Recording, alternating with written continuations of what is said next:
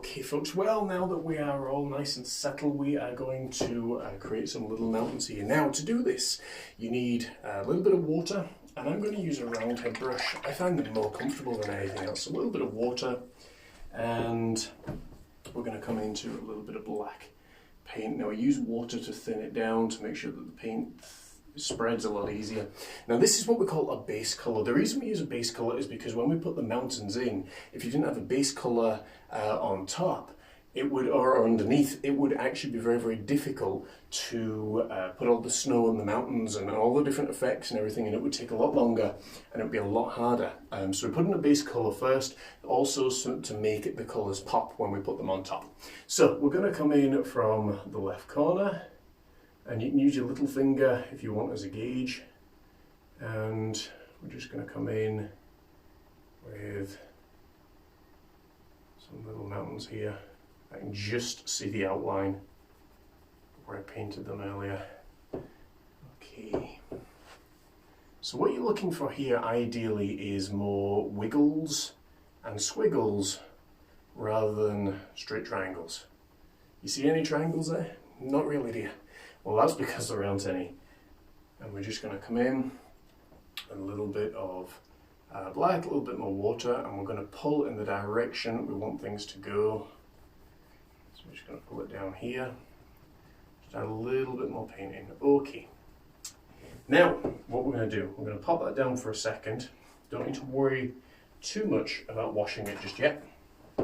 And then with a clean, dry 1/4 inch brush, we're going to come in and we're going to pull down. This removes excess paint, but it also means that we have natural shadow that is coming into our work. Now, because acrylic paint is more water-based, it actually makes it, again, almost see-through, but again, it's very, very misty. So you can create some amazing little effects on this. So we're just pulling down. Now I'm pulling to the right here because that's the direction in which my mountains are going. The most important part of your mountains, folks, is the top ridge. We're not too concerned about this bottom section down here just now. And we're just pulling down something like that. And the same over here. As I say, it removes excess paint, and you can use that to your advantage. It'll dry nice and quick. Okay, so with the same brush, the little roundhead brush that we made the mountains with, we're going to come in now a little bit more black. One thing I should tell you as well is when we're painting, you've just seen me there, I was painting around the side of the canvas. That's because this, as I said earlier, is a stretch canvas on a wooden frame, okay? So it means it's ready to hang, but if you miss out the sides, it still looks nice when you're looking at the front, but to give the complete and full picture, you want to have stuff on the sides. It gives it a nice 3D effect and it looks really cool. So we've got a mountain here in front of us as well, so we're going to come in, a little bit of black paint. And again, just wiggling the brush, just something like that. You're almost just tickling the canvas here. There we go. Something just nice and simple like that. And again, we're going to come in with that 1/4 inch brush and pull down to the right. This is actually making it so simple to do. So very simple to do because it's acrylic. Now look how much distance looks and has been created between this mountain and that mountain, all because you've got that little ridge that's there. Final thing we're going to do is to come in with a little bit of black, a little yellow ochre, and a little bit of white. Okay. Because this one's much further away, it's going to be a lot lighter, and we're just going to come in over here and just pull. And again, you want to try and get this right the first time, because ideally that line will be as smooth and as rocky as possible. Then we're going to clean up the brush, a little rounded brush, and then we're just going to pull down and around, just something like that. Let's take a little bit more paint. Okay, because it's really far away, I want to give that illusion of depth and distance. That's really important. Something really beautiful there. Nice and smooth. Okay, clean off the brush or brushes. Make sure they're nice and clean. Now, I want to teach you how to make mist. Mist can be one of the hardest things a student will have to do. Okay, now mist is really, really important to be able to do because, well, it creates so much depth and distance in your artwork, it would be silly not to at least have those skills to be able to do it. So, we're going to come in either with a 1/4" brush, or if you want to use a little filbert brush, you can. I've got a long handle filbert brush here, which I may switch to momentarily. In fact, I will do. And we're going to come in with a little bit of white paint, and just down here. Now, gotta tell you, same thing for the clouds. If you are right-handed, I want you to start from the right and work left. If you are left-handed, I want you to start from the left and work right. And if you're ambidextrous and one of those weird people who can do both things with both hands, I often advise you start from the middle and work whatever direction you need to work. Okay, the reason that we do that is because we want to make sure obviously that clouds look as natural as possible. It's really important to do that. So we're going to come in with a little bit of white paint, and we're just working in circles here. Now what should happen is, because we're doing this fairly quickly, is the white paint will pick up some of that grey. There you go, you can see it a little bit there. We'll pick up some of that grey colour that we've been working on, and it will use it as shadow or mist. Okay, we're just working this. Now this is what we call a separator colour. The reason it's called a separator colour is because if I try to paint trees directly below a mountain like this, it's going to be very difficult for them to show up. But if I've got a separator colour here, when I come to paint the mountains in, it will look so much better. Okay, and again, we're just laying the base colours here and everything. We haven't added any highlight in at this point, and that's really important for you to note that. Okay, so now what I want you to do, and you're going to enjoy this, I hope, is to take the biggest brush you've got. Now, I may need to go dig for a bigger brush on this, but certainly a 1.5" brush, if not bigger. I want you to take some water, dab your brush into water about 3 times, and then I want you to cover this bottom, probably the bottom quarter, in my case, yeah, probably the bottom quarter half of your canvas. You will see why later on. Again, it's another preparation for a base colour. While you're doing that, I'm going to grab a bigger brush, just so you can see obviously what it's like, and I will be back in 2 seconds. So you can grab a little bit of water into your black and start literally going backwards and forwards of the bottom, probably the bottom half of your canvas. I will be back in a second. Oh, there we go. See, told you, I'll be back in a second. So I've got a bigger brush here. We've got a 2" brush. This one hasn't been used in a while. Okay, so I'm going to come in with a little bit of water, make it nice and slick. We're going to load up the brush with paint, and then literally just going to go backwards and forwards, backwards and forwards, backwards and forwards. Okay, in my case, I may be here sometime, so talk amongst yourselves. Please do feel free. I'm literally just going backwards and forwards. Okay, we want to leave that middle section because we're going to be doing stuff with that later on.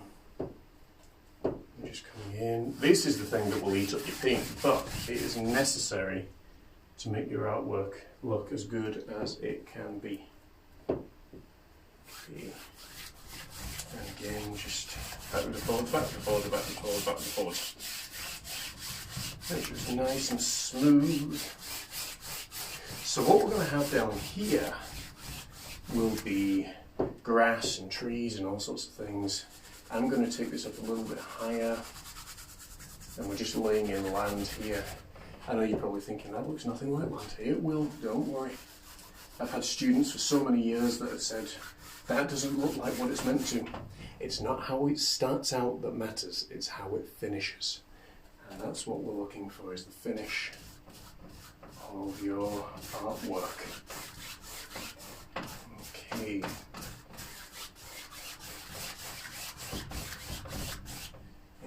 Picked up a bit of dry paint there. I am going to need to pop in a little bit more paint here. A little bit more paint, a little bit of black paint. Okay.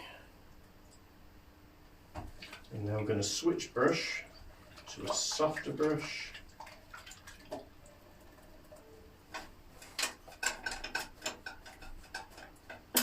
Okay, now you can always tell the softness of a brush. I've often found between the handles, grey brushes and grey handles tend to be really, really firm. The black handle brushes tend to be a lot thinner, a lot nicer to use, a lot softer on the paint as well. Okay, just going backwards and forwards here, just backwards and forwards, nice and simple. Okay. I should take this moment as well to give a quick mention to our sponsors. Well, while we're doing this section, of course, to our sponsors at outreachart.org, who this is completely provided by, the ultimate professionals and the ultimate best at what they do, because they provide art courses for students all over the world, just like what you're getting right here. And literally art courses, everything from the introduction to painting, how to paint animals, how to paint landscapes, seascapes, portraits, and so much more. Outreachart.org are the absolute best at what they do because they understand their students. It is built up by art teachers, and of which I am one of them, of course. It's an absolute blast. We walk you through step by step, from start to finish, how to create and paint some absolutely amazing artworks. This will be one of the courses that will be available very, very soon, hopefully. And it's a tremendous amount of fun as well. You get to hang out with us, we get to hang out with you. And as I say, to create some amazing, amazing artwork. So outreachart.org, folks, is the place to be for all of your art tuition, tutorials, and even art coaching. They even teach artists how to build a successful art business and offer coaching services as well. How awesome is that? If you've ever wanted to run your own art business, never knew where to begin, that's the place. Okay, so now we are going to put in a little waterfall, and certainly the basis of a little waterfall. So the first thing we're going to do before that is to put in a few little trees. So there's a couple of different brushes that you can use for this. I'm trying to find that's what I'm after. Now, I recommend that you either use a fan brush or use the brush that I've got right in front of you, which is called a filbert brush. We're going to come in with a little bit of black paint on both sides of the brush, making it a nice sharp edge. And then just over here, I'm going to put in some teeny tiny little trees, and all you're doing is literally just dotting them in. You can even just lift them up.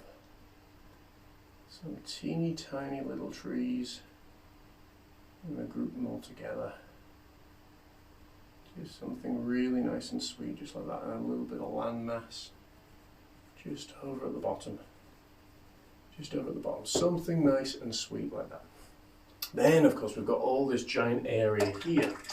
So, let me grab a very special brush. It is called a fan brush, and it's called a fan brush for a reason. This is what we call a micro fan brush. Isn't it cute? I absolutely love this brush, by the way. All my students wanted to get their hands on this brush because it's very, very small, very, very sweet, very, very easy to work with. Okay, so we're going to come in with a little bit of black paint. Again, if you don't have a fan brush, don't worry. You can do the exact same techniques and the exact same results with a filbert brush, but it's just I prefer this brush. So we're going to come in here and we're going to touch a little straight line, and then with the corner of the brush, we're just going to tap in a few little trees here and there. Okay, now these are just little markers, just so as we know. Okay, so that's all the way down. I'm going to work now just the tops of the trees, because obviously we've only got that part put in. So each one ideally wants to get taller and taller.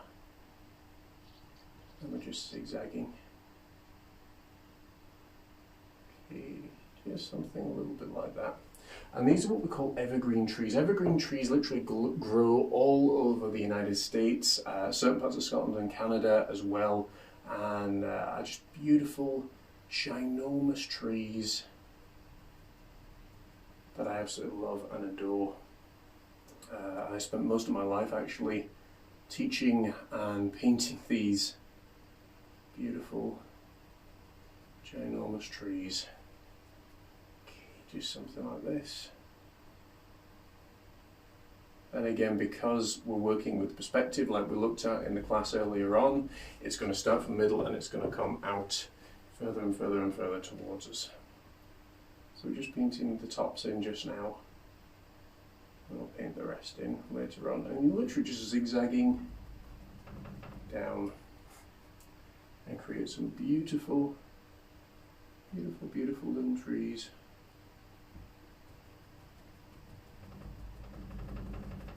Just something like that. And it's always nice as well when you've got an area where the sun and the light is still shining on through. Just something like that. Okay, right. Now we are going to create our waterfall. Now this will be absolutely gorgeous. By the time it's finished, it will be absolutely lovely. So with either your filbert brush or your fan brush, whichever you are using, it doesn't really matter. We're now going to start to create some landmass. So we've got a little bit of land over here. You have to have landmass because otherwise the water, it doesn't just appear from somewhere. So we might have water there, and then we might have a few trees here and there. Maybe just on these banks. Okay, so a lot of this I'm seeing in my mind's eye as I'm painting it before you, which is both a recipe for great success but also recipes for disaster. Okay, bring it on over and out and then put that in there. Okay, and then we've got land over here. This is where the Native Americans will be dwelling there later on. And we've got land here. Okay, right, something like that. Cool. Give the brush a clean, and we're going to come in with either a teeny tiny little filbert brush or a little liner brush. A little bit of, let's see, a little bit of white paint, and let's take a little bit of blue. Let's add a little bit of blue to this. I love blue. Okay. Now again, if you go over something, don't worry. It's okay. You can always put it right back in. I tell it to students all the time.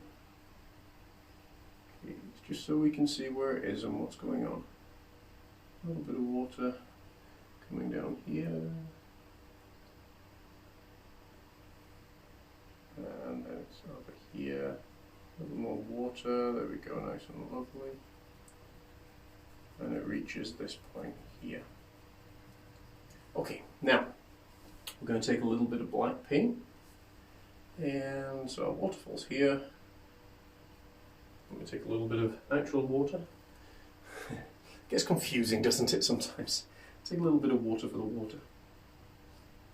Okay, now again we paint it in black because when we paint on top of it, it has to be visible. It's not visible, obviously, it can't be seen. If it can't be seen, it would be such a terrible, terrible shame. Okay, I think, yeah, about there. Okay. So you've got a section there. It's almost like a triangle that you're just going to paint black. I don't want you to get confused at this point. Okay. Now you are going to need to let it dry, but while we're letting it dry, let's show you how to create some 3D objects. So let's clean off the brush and come in with a slightly larger filbert brush. We're going to take a little bit of white on one side, a little bit of black on the other. It's what I call the two-tone technique. If you've seen Batman before, you will know the character Two-Face, and that's where that technique came from, in case you wondered. So a little bit of black on one side, white on the other. White is going to face out because that's where the light area is coming from, and then we're just going to pull straight down. A little bit longer. And a little longer still, okay? And then turn the white down, and then just almost zigzag down, thinking about the rocks, thinking about the shapes. Let's just block in some colour here. Okay, something like that. And again, we're just laying all we're doing here right now is laying in the basis of our painting. Now we don't want it to come down too far because this area down here is where our land is going to be. But I want it to come down far enough. Makes perfect sense, I know.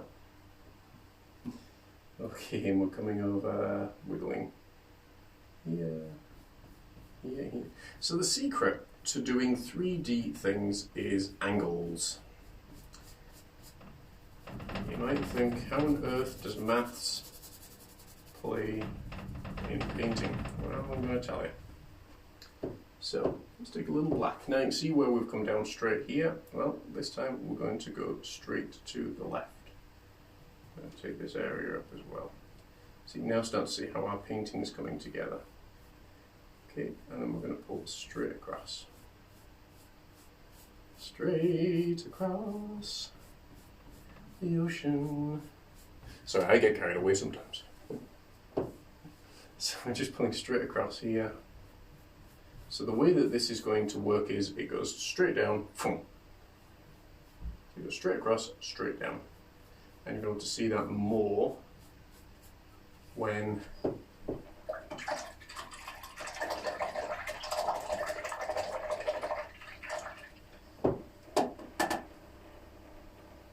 you'll be able to see that more when we put the grass in. Okay, now we're going to do something similar on the other side. That's why I didn't paint that area in just yet. So over here, so we've got this all nice and distant. Even though I've got a base idea, it's okay to change it. Take that and over here. Right, so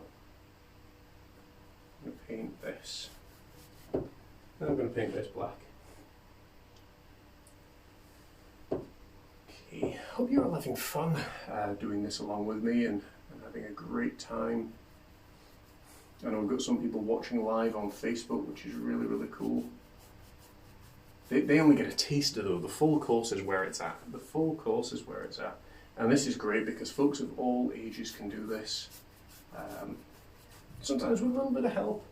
With a little bit of help. So we're just painting this in black. Now this will have grass on it, so don't panic at this point. Most things start out on a base colour and then develop into something a lot more, and this certainly will. So just painting over something nice and simple like that. Okay, now final thing I want to show you in this class before we take a break is how to put snow on the mountains. Now there are two different ways and I'm going to show you exclusively alone for this teaching both of them, okay? One is slightly harder than the other. Now, everybody will have a paintbrush, okay? If you haven't, you have joined the wrong class. So with your paintbrush, what I want you to do is take a little bit of white and a little bit of blue. Ideally sky blue, phthalo blue is best. If you're using ultramarine, I kind of recommend not doing so because ultramarine makes the artwork, it creates too much of a contrast. Okay, ultramarine is quite a dark, cold colour, whereas phthalo blue, sky blue is quite a nice, warm colour. But because the sun is coming down, we want to make sure that we've got a beautiful, kind of shaded off-white colour. So, what we're going to do is where the light is coming from is where your lightest area is going to be, and we're just going to take the brush and just start putting in. I'm going to grab a little bit more white there. Just start putting in little details of where you want your snow to be. Ideally, you want to keep some of that dark area. Okay, that's really important. Really, really important. Okay. So notice here, I'll try that again. Notice here, I'm just working on the right side of the painting. I'm doing that. And again, the lighter you go, the more that rock is going to show through, which is what you're wanting. It adds the realism to it. Okay, now if you're happy and content working with your paintbrush, fine, but for the more experienced of you, you may have a tool called a palette knife. And if you do, I want you to grab it just now. Let's clean up the brush. Clean up the brush. What's left out? Okay. Now, I'm going to come in. A little bit of white paint. This is the part that everyone either gets really nervous at or really excited about. And those who get excited about it at the start usually get nervous when they see what we're doing. So, a little bit of white paint. And what we're going to do with the corner of the palette knife, you see, just got a little bit of white on my palette knife, is very lightly take and pull round. Now, you can see the difference immediately between a brush and the palette knife. The palette knife just pulls it on down and around, and the canvas pulls off what it wants to pull off, whereas the brush, you've got to work a little bit more at creating those effects.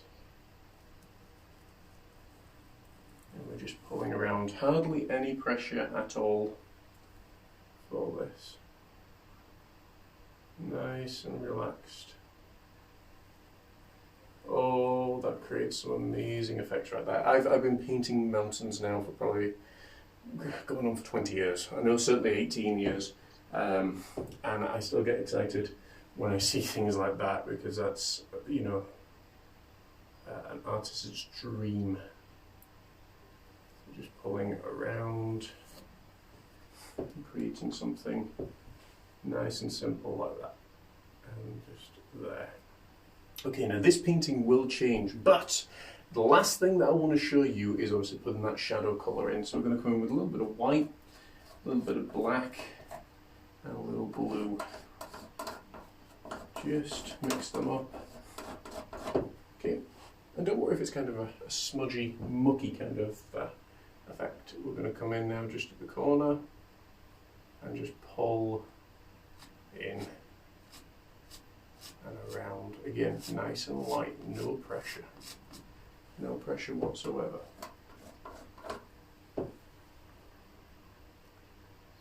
Okay.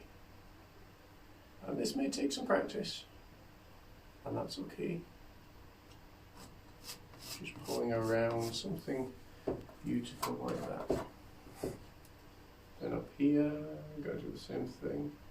And this is where your mountain starts to really come to life, because you've got the white cap and then you've got the shadow. You can't really have one without the other. And something like that. So this gives you a general idea on how to create mountains and how to do some really, really special effects. We're going to go into a lot more detail, obviously, as the course develops and as the course builds and develops and tell the story and everything else. But I hope you're having tremendous fun. In the next class, what we are going to be looking at is adding a little bit more detail over here, adding more detail to the mountains, and the painting will change dramatically and drastically in the next class as we add grass, as we begin to add the wigwams in for our Native American settlement, and as we add the waterfall. So go, take a break, let your painting dry, go and chill for a bit, and then come back in when you are ready, and let's continue painting. I'll see you in a bit. Well, folks on Facebook, I really hope you enjoyed that. We have been filming that live for Outreach Art, obviously, as an online tutorial. I hope you enjoyed this exclusive behind-the-scenes look at what we're painting here in Sacred Falls, which will be all beautiful. It will be, you can see it right now, it's absolutely stunning at this point. And everything's back to front for you guys because the camera is flipped around. But the whole idea behind this was to create a beautiful mountain course.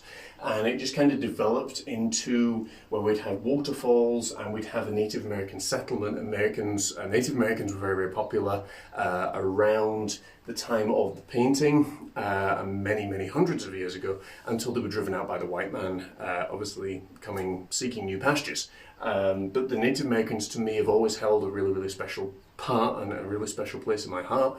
As when I was a teenager, the Cocopa tribe were very, very good to me and shared a lot of prayer and a lot of insight and wisdom with me, something of which I'm still very, very thankful for to this day. So there you go, folks. If you have had any questions, I haven't been able to see them on Messenger. I don't think. It can be a little bit funny. Oh, there we go. There we go. Oh wow, we've had a lot of people. Okay, I want to say a quick shout out to Harold. Harold, this will be in the American Midwest. Hey Sandra, hey Mark, hey Kelly. Good morning from North Carolina. Thank you very much, my dear. I appreciate that. Kim, thank you. Deborah, thank you so much. Just want to thank you all for watching and kind of hanging out with me on this very, very impromptu live stream. I just fancy jumping on here, and I thought, well, what better time when I'm actually painting, and something that I can show you that isn't a commission piece. So I hope you're all doing well. Hope you're having a great day, and love to you all from all of us here in sunny Scotland. Katie's next door; she's teaching. I'm obviously in the studio, and I'm teaching. So yes, there's lots going on right now. But I'm going to leave this one to dry. I need to get out of this room because I'm sort of roasting right now. I can only do short periods of time in here because it's so warm. And who the heck said that the sun never shines in Scotland? Honestly, you're insane.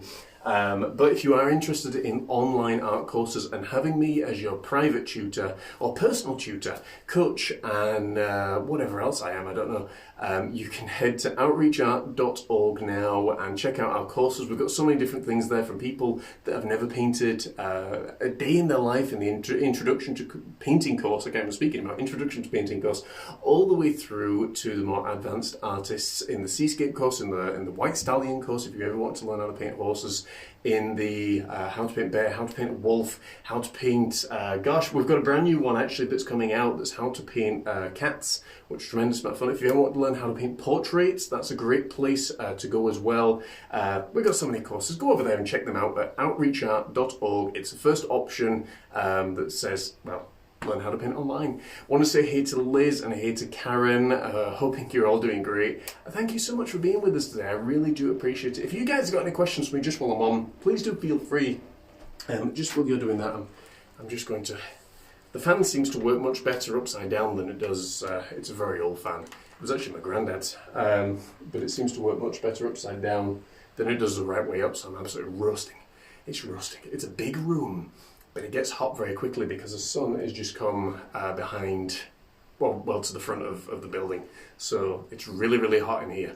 By the way, random thing, but have you ever noticed when you blow in a, I'm going to get weird people now that's going to try this, but when you blow in a fan, it actually sounds like an aeroplane from high above, you know.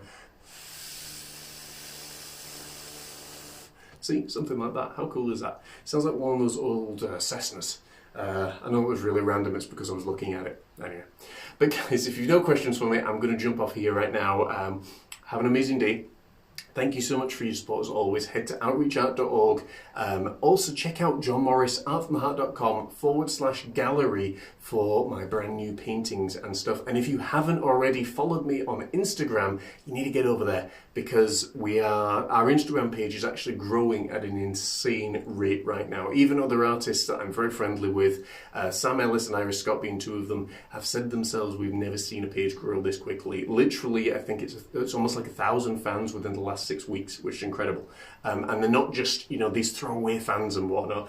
These are people that are actually targeted fans. So they like the pets, they like the paintings, they like portraits and all that kind of stuff. So get over there at John_Morris_fine_art.